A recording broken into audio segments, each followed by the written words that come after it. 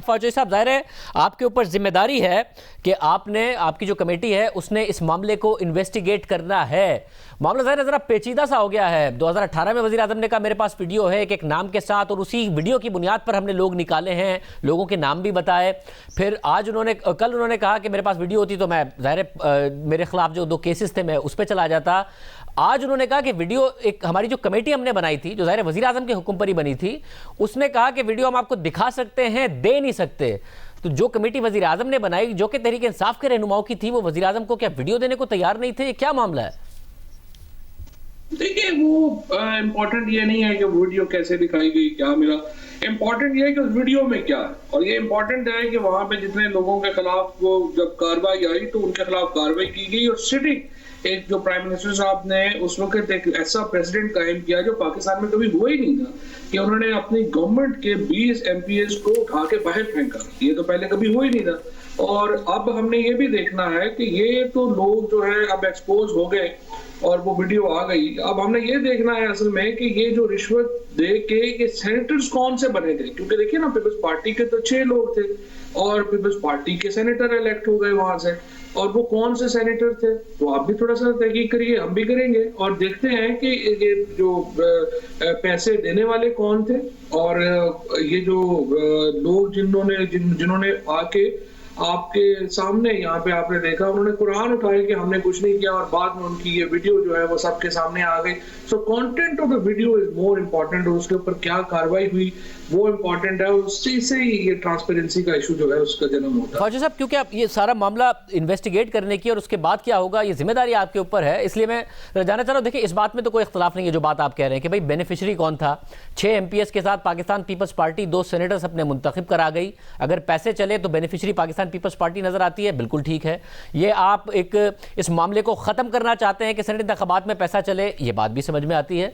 मगर ये बात बड़ी स्टैब्लिश करना लाजमी है कि वीडियो अगर पहले से मौजूद थी, कभी कहना कि कमेटी के पास थी, उन्होंने मुझे नहीं दिखाई, कभी कहा मेरे पास है, फिर कहना कि नहीं मेरे पास होती तो मैं अदालत में चला जाता, क्योंकि उसी वक्त कार्रवाई हो सकती थी। आज भी वज़ीर आज़म कह रहे हैं कि जी आप लोग फैसला करेंगे, यानी आपकी कमेटी फवाद चौधरी साहब के आगे FIA को भेजना है, मामला नैब को भेजना है। उस वक्त भी 2018 में वज़ीर आज़म ने कहा था मैं नैब को ये मामला भेजूंगा, नहीं भेजा।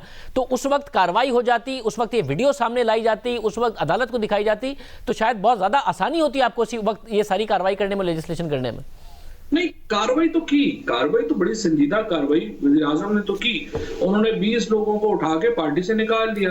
अब एक कार्रवाई है जो पार्टी अपने डिसिप्लिनरी एक्शन के तहत कर सकती है, एक कार्रवाई है जो क्रिमिनल लायबिलिटी जो है जिससे बनती है।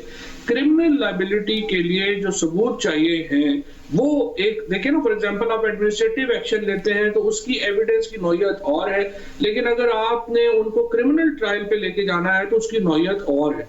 अब ये जो वीडियो आई है इसके नतीजे में जो एविडेंस है उसकी नौयत तब्दील हो गई है, और इसलिए अब इसके ऊपर क्रिमिनल लायबिलिटी जो है वो स्क्वेयरली बनती है। और जब उस वक्त भी इनके ऊपर भी बनती थी और पैसे देने वालों पर भी बनती थी। और अगर पाकिस्तान पीपल्स पार्टी ने पैसे दिए थे और आपके इल्म में यह बात थी तो एक बड़ा स्ट्रॉन्ग केस उस वक्त भी पाकिस्तान पीपल्स पार्टी के खिलाफ बनता था। ये MPs कह रहे थे कि जी परवेज खटक साहब ने हमें पैसे दिए और ये स्पीकर हाउस है, तो उस वक्त के चीफ मिनिस्टर के खिलाफ एक बड़ा स्ट्रॉन्ग केस बन सकता था और एक बहुत बड़ी और मिसाल कायम हो सकती थी। ये मामला उसी वक्त अगर किया जाता।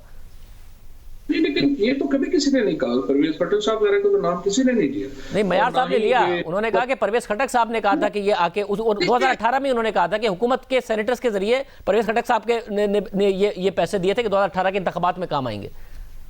लेकिन अब्दुल्ला मयार साहब कौन है? हाउ डेयर ही के वो किसी को एक्यूज करे? वो खुद सामने बैठे हुआ पैसे ले रहा है और उसकी मजाल है, उसकी कोई मॉरल अथॉरिटी है कि वो आके इस तरह की किसी के बारे में बकवास कर सकता है? सवाल ये है कि किसी को मॉरल अथॉरिटी तो होनी चाहिए ना, किसी को मिनिमम जो है वो बंदे की कोई हैसियत तो होनी चाहिए ना इल्जाम लगाने के लिए।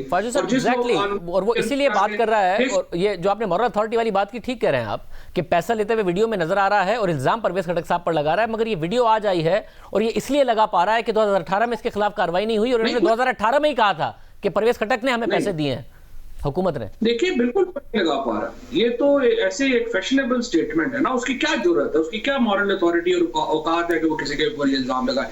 और स्पीकर हाउस जिन लोगों ने देखा हुआ है खैबर पख्तूनख्वा का, आप उनसे पूछ लें, ये स्पीकर हाउस है।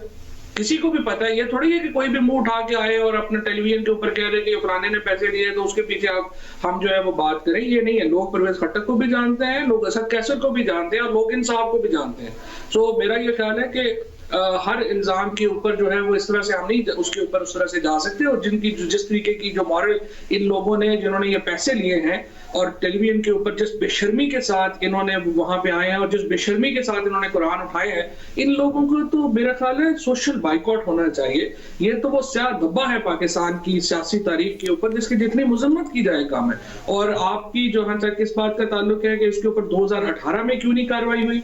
देखिए, मैंने आपको अर्ज किया, ये जो वीडियो है मुख्तलिफ जगहों के ऊपर मुख्तलिफ औकात के ऊपर एविडेंस की नौयत मुख्तलिफ होती है। 2018 में जितनी एविडेंस थी और इमरान खान जितनी कार्रवाई कर सकते थे उस वक्त अपने इख्तियारात के मुताबिक उन्होंने की।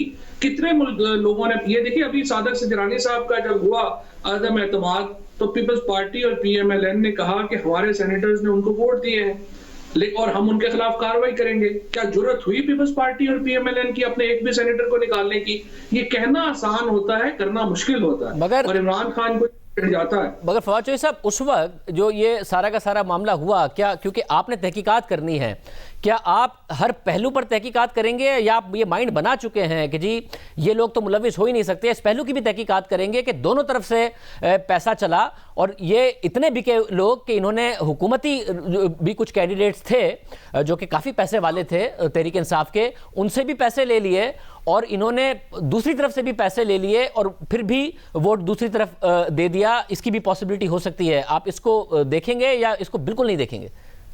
नहीं जी, इसको क्यों देखना है? कोई भी बंदा उठा के, जो बंदे जो है झूठे कुरान उठा रहे हैं और जाके उसके बाद पैसे ले रहे हैं, उनके बयान के ऊपर हम तहकीकात शुरू कर सकते हैं भला, जिसके ऊपर कोई एविडेंस नहीं है, कोई ऐसी है नहीं। और जो स्पीकर हाउस वो कह रहे हैं ये स्पीकर हाउस है, जब वो स्पीकर हाउस ही नहीं है, कोई ऐसी बात ही नहीं है, तो उस पर क्यों तहकीकात करें?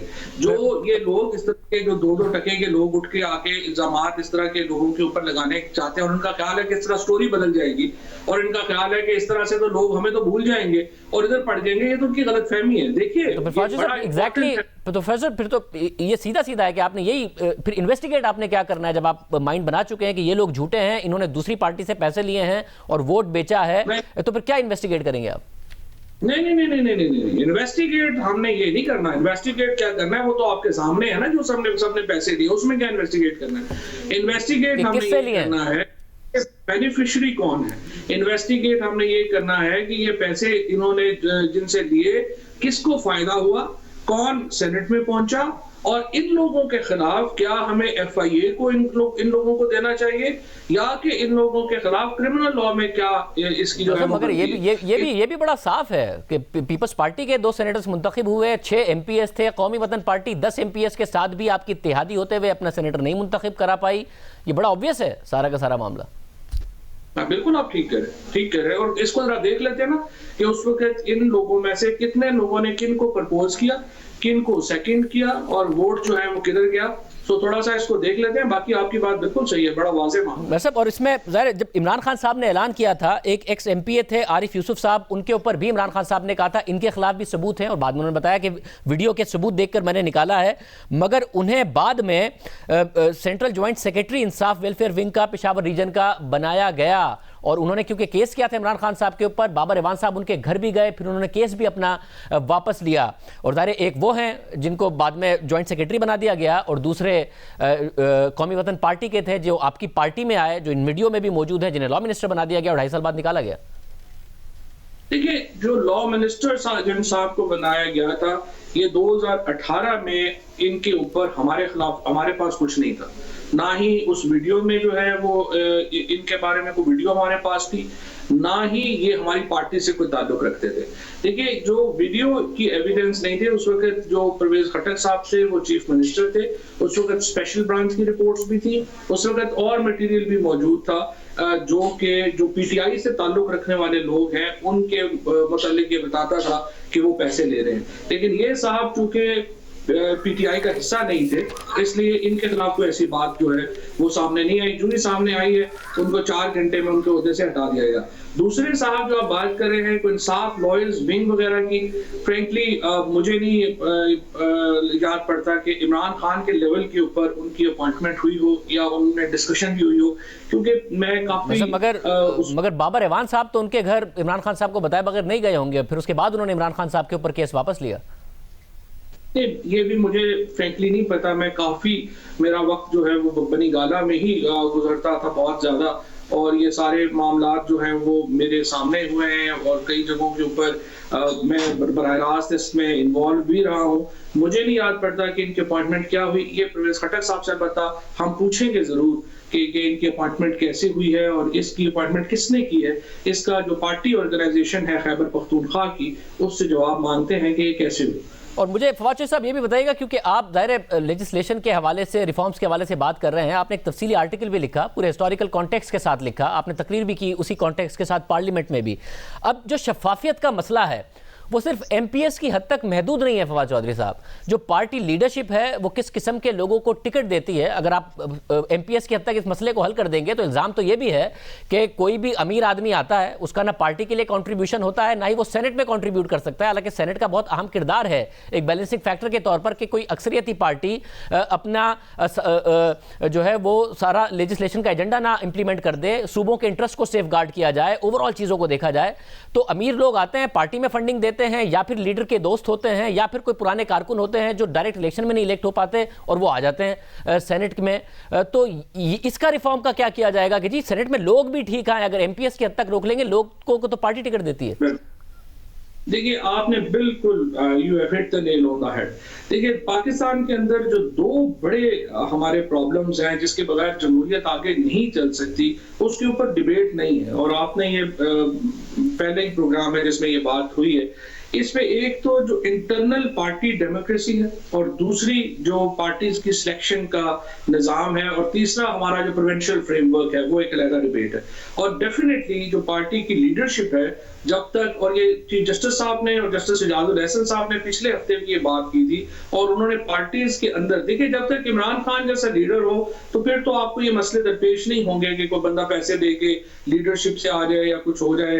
लेकिन हमने देखा है कि बाकी जो अदवार हुए हैं उनमें यही कुछ हुआ है। और ये आर्टिकल 63A गोया के सेनेटर्स के वोट के ऊपर अप्लाई नहीं होता, और एमपीएज और एमएनएज वोट जो है वो अपनी मर्जी से दे सकते हैं, उनके खिलाफ कोई कार्रवाई नहीं हो सकती। लेकिन इसके बावजूद मैं ये समझता हूँ कि पार्टीज के अंदर जब तक डेमोक्रेसी नहीं होगी, जब तक आप एक पूरा स्ट्रक्चर पार्टीज का खड़ा नहीं करेंगे, ये मसाइल रहेंगे। और इस वक्त भी पाकिस्तान के अंदर पॉलिटिकल पार्टीज इंपॉर्टेंट नहीं है, पॉलिटिकल पर्सनैलिटीज इंपॉर्टेंट है, और पार्टीज तभी इंपॉर्टेंट होंगी जब उनके स्ट्रक्चर्स होंगे।